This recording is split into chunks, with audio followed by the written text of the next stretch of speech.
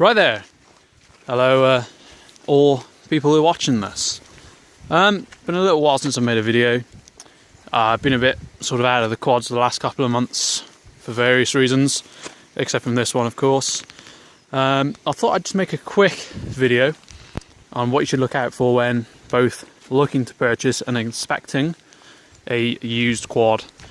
Mainly because I avoided all my normal rules when I bought this, and it's ended up costing me a lot of time, and it's eaten into what I'm going to get back for the bike quite a bit.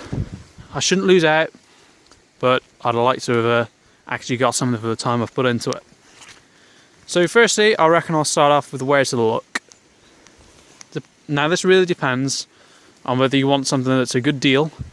Well, when I say a good deal, I mean something you can add value to, make a bit of money on, or whether you want something that's just simple, buy it, then you can enjoy it. If you want something you can add value to, I'd recommend looking on Facebook, local listings. We don't have Craigslist in the UK, but in the US that would be a good place to look, I would imagine. You want to look on more local pages on Facebook as well, not rather than just Marketplace, because that's where you like to find the best deals, because they're not exposed to most people. If you are buying on Facebook, it's a good idea to check the profiles of whoever's selling it as well, because if they're selling a bike is broken, and let's say they're a mechanic, and you can tell that from their page, chances are the thing's not going to be worth fixing. Always go and inspect a bike in the light, is what I've decided from now on. Obviously that's not always possible, but if it is all possible, make sure it happens, because that way you can see how much they smoke. If it's a bit dull and it only smokes a bit, you might not be able to tell, and that'll end up costing you a fair bit of money. Obviously you can see the cosmetic condition better in the light as well. As far as mechanical things, I think I'll break it down into two sections. Things that are going to cost you a little bit of money and a little bit of time to fix, but aren't going to cause you major issues, and things that are going to be extremely expensive for you to sort out. Things that you shouldn't be worried about are things like this. Grease leaking out of your CV boots or ripped CV boots. They're extremely cheap to fix, especially if you use a stretch CV boot. You don't have to dismantle it. You just take the hub off, stretch a boot over, job done. Clicking drive shafts as well. A lot of the time if you just re-grease a drive shaft heavily and put a new boot on, it doesn't click. New drive shafts are actually quite cheap as well, because the amount of aftermarket companies making them. Should be able to get a aftermarket drive shaft, something like this, for about £50–60, which obviously isn't a big deal if your machine's worth £2,500. Something else you shouldn't be particularly worried about is rough idling, the mixture not being quite right, a lot of black smoke, hard to start from warm, that sort of thing. That's generally just down to your carburetor. They're extremely cheap to replace, because again, a lot of aftermarket companies into them. Caltrick is one of them. Good company, use a lot of their parts. They're US based, but it's still a lot cheaper than buying genuine if you're importing into the UK or any other country. They're also extremely easy to fit. It's just a matter of a couple of bolts on off. Throttle cables the same, very cheap, very easy fix. Something else you shouldn't be worried about is cosmetic condition. Now obviously if your plastics are all hanging off, cracked and broken, that's going to be more of an issue.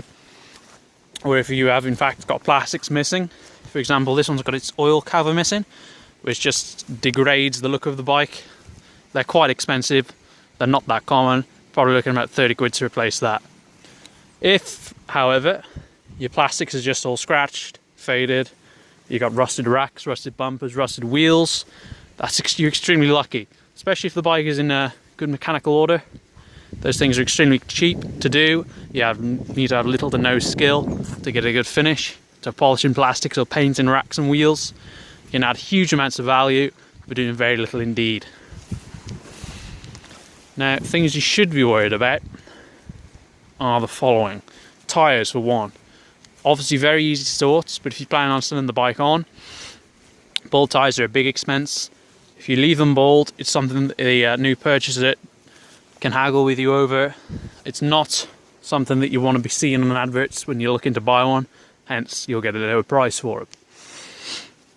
The next thing is drive shafts and sort of all the running gear. So let's take this one for example. This shaft here, you might not be able to see that, you should be able to, running from the engine to the differential. I had to replace that shaft on this bike because it was rounded. It was a genuine part only. I could not find an aftermarket replacement. That cost me £100. Doesn't sound a lot, but it's something, you know. Big bears are particularly bad for this. Older Kodiaks with the U-joint drive, they often haven't got covers on them. That leads to dirt ingress. They break. Again, not many aftermarket companies making those. If you're forced to go to the dealer, you're looking at £200 or £300 on a bike that might only be worth £1,000. So it's not particularly good. Smoke, obviously, is the biggest thing to look out for on one of these. They're often abused, especially farm bikes. If you get one that's churning out smoke, nobody wants to buy it. You know, it's got to be fixed. Now, unbelievably, fixing smoking issues on these things aren't a big deal. Your barrel can just pop straight off. You can take it to a machine shop, you can get it honed, get it bored. I've just done the rings on this as well as the valves. I'll do an update on that soon. Your rings are so easy to fit, they don't even need to be compressed. You can literally just pinch them with your finger and stick them in the bore. If you need to get it honed out, there are aftermarket companies available. You can even get a genuine piston and genuine rings for one of these machines for about £150. Therefore, if you've got a machine that's in fantastic mechanical shape, except from the smoking issues, you can actually make a fair bit of money. Because you buy the machine, you do the rings, you do the valves, because they're probably going out at the same time. If your rings are, you know, you can add £1,000 to the bike doing £300 worth of work. However, you do want to be very careful. If your rings have gone and your valves have gone, chances are the machine's going to be ragged. The rest of it's probably going to be in poor condition. As I said, this bike, it was extraordinarily cheap when I bought it. It was probably half what you pay for it in the current condition. Now I've done all the work to it, but you know, if something sounds too good to be true, it probably is. This is one of the first bikes that I've bought that hasn't been very easy to fix and very easy to make money on. I probably still make money on it, but for the amount of time I've spent on it, I may as well have just carried on working at my sort of day job, doing more hours there. If anyone wants to know, by the way, I'm a quantity surveyor and construction manager. You probably didn't want to know that anyway, but just in case you were wondering. Next thing you need to worry about is the wet clutches. All automatic bikes pretty much will have a wet clutch. The wet clutch is a centrifugal clutch that sits behind the belt drive there. It's usually made of cork. It runs inside a drum. If the wrong oil is used, that's going to be particularly bad. You'll get a lot of slippage in your wet clutch. The wet clutch will burn up easier.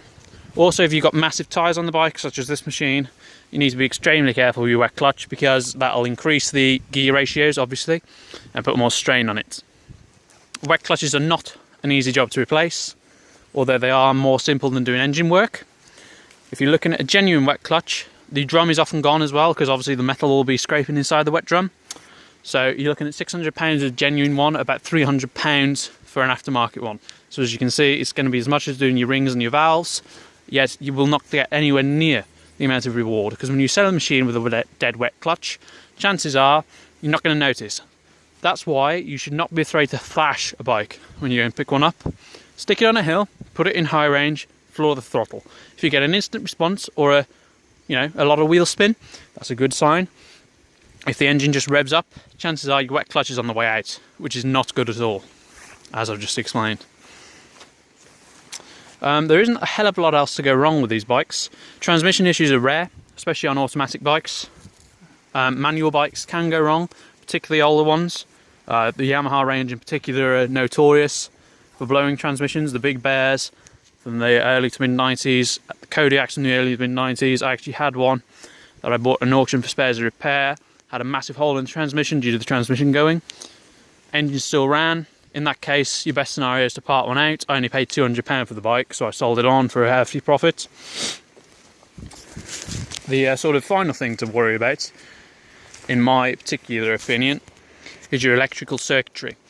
Some of these bikes are extremely simple.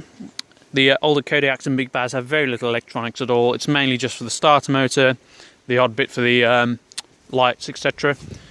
These bikes are sort of in the medium. These Kodiaks, you know, you've got a few electrical gear for the four-wheel drive, etc. When you're getting onto modern bikes, that's more difficult. Your Grizzlies, your Hondas, the most modern ones, they will have, or can potentially have, issues with the LCD screens. they're extremely expensive. If your CDIs go for your four-wheel drive, they can be expensive, although you can get aftermarket ones, though I wouldn't trust them particularly. Your relays can go for your four-wheel drive systems. All that stuff gets expensive. Your speed sensors for your speedometers, you're looking at about £70 for a genuine one, very few aftermarket ones again. That can cost you big money. You also need to consider what bike it is. Old Yamahas, old Hondas, they're going to have more of a cult following than, say, an old Polaris when they were just being introduced and they weren't particularly good. Obviously, a Chinese bike's going to be worth virtually nothing to a farmer. Chinese bikes have a particularly bad reputation. Quadzillas, things like that, they do have a bit more of a sort of appeal than something like a Linhai. I had a Linhai once. It was an awful machine. Awful machine. It was 2 years old, yet it sold for as much as a 20-year-old Yamaha. So, I hope that helps you. Please like, share, whatever. Just, I'll see you in the next one. I'll probably do an update on this bike soon. I've done the rings, I've done the valves. It's in good shape now. It's nearly ready to be sold on. Just a few extras that I'll go over in the next video. See you then.